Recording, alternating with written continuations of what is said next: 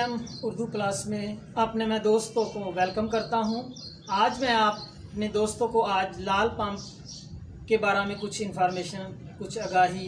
को बुनियादी मालूमात देना चाहता हूं। आपके घरों में जो अक्सर लाल पंप लगे होते हैं उसमें बाज़ दफ़ा पानी का प्रेशर कम हो जाता है, तो लाल पंप के ऊपर एक रेगुलेटर लगा होता है जिसके ऊपर एक ढकना प्लास्टिक का होता है वाइट कलर का, अक्सर उसके साथ एक स्क्रू लगा होता है, रेगुलेटर के साथ नट और बोल्ट लगा होता है। वहाँ पे आपने देखना है कि जब आपका पानी मोटर का प्रेशर पंप का कम हो गया है तो आपने अपनी मोटर को चलाना है और उसको आपने नट को खोल के स्क्रू को मुकम्मल बंद कर देना है, क्लोज कर देना है, कस देना है,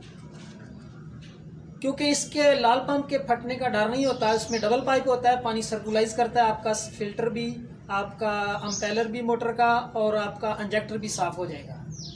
अब जब आपने उसको स्क्रू को मुकम्मल बंद कर दिया तो उस पंप अपनी मदद के तहत उस दोनों पाइपों में सर्कुलाइज करता है, जिससे आपका वो पंप और इंजेक्टर और उसका रूटर भी साफ़ हो जाता है, अम्पेलर भी। अब आपने उसको आस्ता आस्ता खोलते जाना है, उस स्क्रू को चाबी से या रेंच से या प्लास से। उसको फिर आपने देखना है कि जहां आपका पहले प्रेशर था उससे ज़्यादा हुआ है, जैसे जैसे उसका पानी ज़्यादा होता जाए उसको खोलते जाएं और जहां मुनासिब समझते कि आपके टूटी का, आपके वाल का, पाइप का प्रेशर ठीक हो गया है, वहाँ के उसको फिर दोबारा चेक कर। और ये एक मामूली सिंपल सी बात है जिसे आपके लिए आपको